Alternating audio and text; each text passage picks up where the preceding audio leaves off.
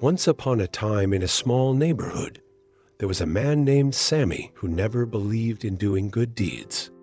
He firmly believed that life was nothing more than a fierce competition where everyone was out for themselves and looking out for their own interests. To him, acts of kindness were nothing but foolish gestures. In his mind, if you weren't thinking about yourself first, then you were simply wasting your time. Every day, Sammy would walk past the poor and the needy, those who begged for a few coins or a helping hand, and he would do it with a sneer. He would scoff at their misfortune, believing that they deserved their suffering. For Sammy, the world was a dark and unforgiving place, and he saw no reason to be generous or compassionate towards others. Then one day, as he was walking to his work, he noticed a little boy sitting alone on the corner of the street. The boy was all by himself, dressed in torn and dirty clothes, and his eyes were filled with sadness and despair. At first, Sammy didn't pay much attention to him. He had seen enough poverty and misery to become desensitized to it. But something about this boy's loneliness touched him in a way he couldn't understand. Just then, an elderly man appeared beside him. His face was filled with wisdom and kindness. And after noticing the young man's troubled expression, he asked, "What's troubling you?" Sammy hesitated for a moment before confessing, "I don't know. It's just that boy over there. I can't help but feel like he needs something." "Ah," the old man said with a gentle smile. "That's because the greatest joy in life comes from helping others. When you find happiness in making a difference in someone's life, that's when your life truly begins to shine." After saying that, the old man walked away, leaving Sammy alone with his thoughts. Sammy wanted to dismiss the old man's words as the rambling of a crazy person.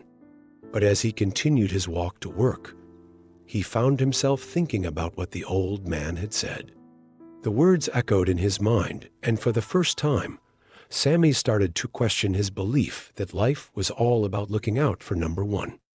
When he returned home that evening, he found himself drawn back to the street corner where he had seen the boy. But it was too dark to see anything. Still, something compelled him to go over and see if the boy was still there. To his surprise, the boy was still sitting in the same spot. He hadn't moved all day. Sammy felt a pang of guilt and sadness for him. Without even thinking twice, Sammy took some money out of his pocket and went up to the boy. "Here," he said gruffly, "go buy yourself something to eat." The boy looked up at him with wide, grateful eyes. "Thank you," he whispered, his voice hoarse from hunger.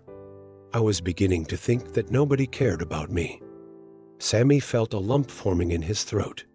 It was the first time he had ever given money to someone in need, let alone spoken a kind word to them. The boy took the money and ran off to buy some food. And for the first time, Sammy saw a genuine smile light up the boy's face.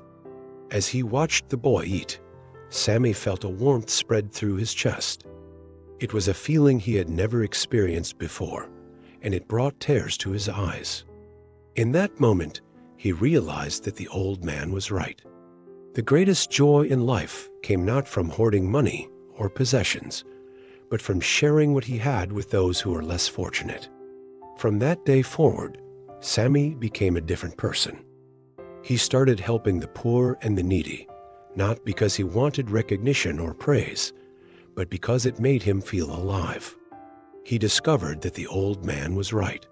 The greatest joy in life came from helping others. He no longer saw the world as a dark and unforgiving place, but as a place full of beauty and wonder. And he knew that he was blessed to be able to make a difference in someone's life, no matter how small the difference may seem.